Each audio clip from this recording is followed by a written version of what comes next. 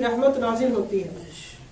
تو اس لیے میں نے یہ عنوان رکھا امام تذکرہ سیدنا امام اعظم ابو حنیفہ رحمۃ اللہ علیہ۔ اب اس کی بہت ساری وجوہات ہیں۔ یاد رکھیں کہ ہم لوگ امام ابو حنیفہ رحمۃ اللہ علیہ کو مانتے ہیں۔ اب یہ جو ایک لفظ ہے نا کہ بھی آپ امام ابو حنیفہ رحمۃ اللہ علیہ کو مانتے ہیں، ہم اللہ اور اللہ کے رسول کو مانتے ہیں، آپ امام ابو حنیفہ رحمۃ اللہ علیہ کو مانتے ہیں۔ یہ بات کہی جاتی کہ بھی آپ امام ابو حنیفہ رحمۃ اللہ علیہ کو مانتے ہیں اور ہم اللہ اور اللہ کے رسول کو مانتے ہیں، یہ دھوکے والا جملہ ہے۔ تو جو ہم امام ابو حنیفہ رحمۃ اللہ علیہ کو مانتے ہیں تو کیا معاذ اللہ ہم اللہ اور اللہ کے رسول کا انکار کر دیتے ہیں؟ بالکل نہیں۔ تو جو آدمی ولیوں کو مانتا ہے تو وہ کیا اللہ اور اللہ کے رسول کو نہیں مانے گا؟ وہ تو بدرجہ اولا مانے گا نا، کہ جو ولیوں کو مان رہا ہے، ائمہ کو مان رہا ہے، مجتہدین کو مان رہا ہے، تو وہ اللہ اور اللہ کے رسول کو بھی مانے گا۔ لیکن ماننے میں فرق ہے۔ جس طرح حدیث پاک میں آتا ہے انزل الناس منازلہم، کہ لوگوں کو ان کے مقام اور مرتبے کے مطابق مانو۔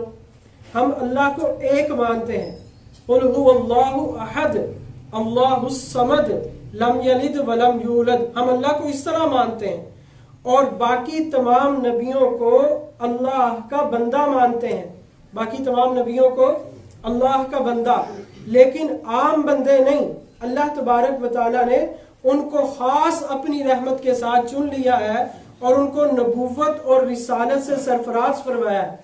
اور اللہ تبارک و تعالیٰ کے ہاں جتنے درجات ہیں، سب سے بڑا درجہ نبوت اور رسالت کا ہے، اور اس میں سب سے بڑا درجہ جو ہے وہ ختم نبوت کا ہے۔ وہ سب سے بڑا درجہ کیا ہے؟ ختم نبوت کا ہے۔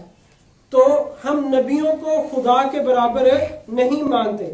بعد از خدا بزرگ تو این قصہ مختصر۔ پھر صحابہ کرام رضی اللہ عنہم اجمعین کو جو ہم مانتے ہیں تو وہ انبیاء کے مقابلے میں نہیں مانتے کہ وہ نبیوں سے افضل ہیں، بلکہ ہم صحابہ کرام رضوان اللہ علیہم اجمعین کو نبیوں کے بعد مانتے ہیں، نبیوں کے بعد مانتے ہیں۔ تو اسی طرح صحابہ کے بعد درجہ ہے تابعین کا۔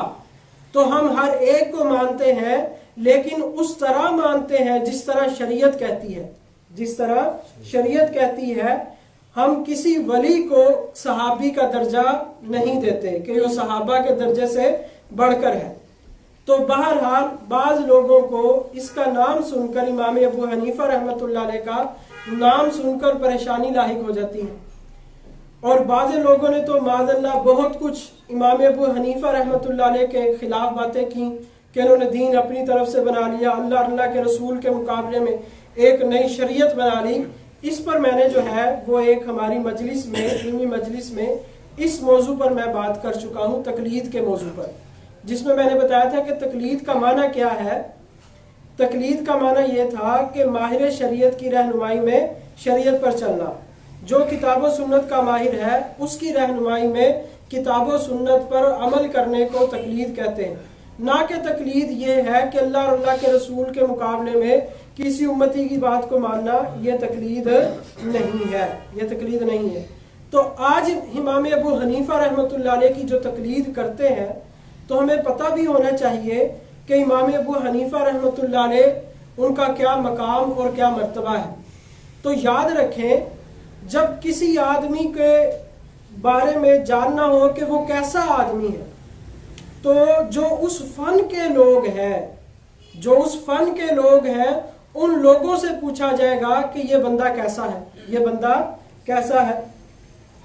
مثال کے طور پر کوئی کیس کرنا ہو تو وکیل جب ہم کرواتے ہیں تو ہم مشورہ کس سے لیتے ہیں؟ وکلاء سے پوچھتے ہیں کہ یار فلاں وکیل کیسا ہے، تو وہ بتاتے ہیں کہ فلاں وکیل جو ہے بڑا اچھا ہے۔ اچھا وکیل وہی ہوگا کہ باقی تمام وکلاء اس کی وکالت کی گواہی دیں کہ یہ بڑا اچھا کیس لڑتا ہے۔ اچھا ڈاکٹر وہ ہوگا کہ جب دنیا کے سارے ڈاکٹر اس کو ڈاکٹر تسلیم کر لیں۔ اچھا جج وہ ہے کہ دنیا کے جج اس کو تسلیم کر لے کہ یہ بڑا اچھا جج ہے۔ اور اچھا انجینئر وہ ہے کہ دنیا کے انجینئر مان لے کہ یہ انجینئر ہے۔ اگر کوئی موچی، کوئی نائی کسی جج کو بڑا اچھا جج مانتا ہے تو اس کے ماننے سے تو کوئی فرق نہیں پڑتا کیونکہ وہ اس لائن کا بندہ نہیں ہے۔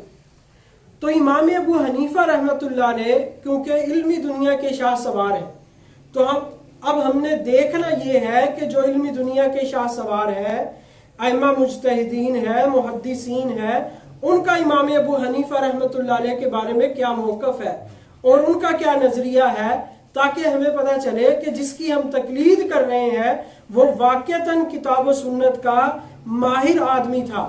اگر وہ واقعتاً کتاب و سنت میں ماہر تھا تو پھر اگر ہم اس کی تقلید کر رہے ہیں تو پھر ہمیں مطمئن ہونا چاہیے، کیونکہ ہم ایک ایسے شخص کے پیچھے چل رہے ہیں جو کتاب و سنت کا ماہر بھی ہے اور وہ امانت دار بھی ہے، دیانت دار بھی ہے، گناہ کبیرہ سے بھی بچتا ہے اور گناہ صغیرہ سے بھی بچتا ہے، اور وہ واقعتاً مجتہد ہے۔ اور حدیث پاک میں آتا ہے کہ جب مجتہد اجتہاد کرتا ہے اور اس کا اجتہاد صحیح ہو تو اس کو 2 نیکیاں ملتی ہیں، اور اگر اس کا اجتہاد غلط ہو جائے تو اس کو 1 نیکی ملتی ہے۔ تو اس لیے کہتے ہیں کہ انبیاء علیہ السلام جو ہے وہ معصوم ہوتے ہیں۔ انبیاء علیہ السلام کیا ہے؟ معصوم ہے، اور صحابہ محفوظ ہیں، اور مجتہد جو ہے وہ معجور ہے۔ مجتہد کیا ہے؟ معجور ہے، کہ اس کو خطا پر بھی اجر ملتا ہے، اس کو خطا پر گناہ نہیں ملتا، اس کو خطا پر کیا ملتا ہے؟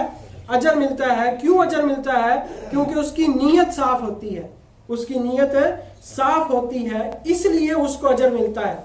اس لیے امام الانبیاء صلی اللہ علیہ وسلم نے فرمایا، بخاری میں روایت ہے، من یرید اللہ بہ خیرا یفقہہ فی الدین، کہ اللہ تبارک و تعالی جس سے بھلائی کا ارادہ کرتے ہیں تو اس کو دین میں سمجھ بوجھ عطا فرماتے ہیں، اس کو فقہ عطا فرماتے ہیں، اس کو درجہ اجتہاد پر فائز کر دیا جاتا ہے۔ تو وہ خیر اور بھلائی کیا ہے؟ وہ خیر اور بھلائی یہی ہے کہ اس کی نیکی پر اس کو نیکی ملتی ہے، اور اس کی خطا پر بھی اس کو نیکی ملتی ہے۔ اس کی خطا پر بھی اس کو کیا ملتی ہے؟ نیکی ملتی ہے۔ ایک بات یہ مجتہد کے حوالے سے۔ اب دوسری بات یہ ہے کہ ائمہ اربعہ میں سے صرف امام ابو حنیفہ رحمۃ اللہ علیہ وہ امام ہے کہ جن کو تابعی ہونے کا شرف حاصل ہے، یعنی صحابہ سے ملاقات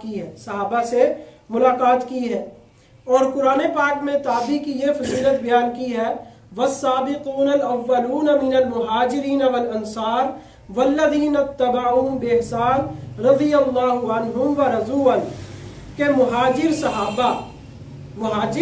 صحابہ اور انصار صحابہ، ان میں جو سبقت لے جانے والے ہیں ان کو اللہ نے ذکر کیا، والذین اتبعوہم بإحسان، اور وہ لوگ جنہوں نے ان کی پیروی کی اچھے طریقے سے، بإحسان اچھے طریقے سے ان کی پیروی کی، رضی اللہ عنہم ورضوا عنہ، اللہ تبارک و تعالی تو ان مہاجر صحابہ اور انصار صحابہ سے تو راضی تھے ہی، لیکن اللہ تبارک و تعالی ان تابعین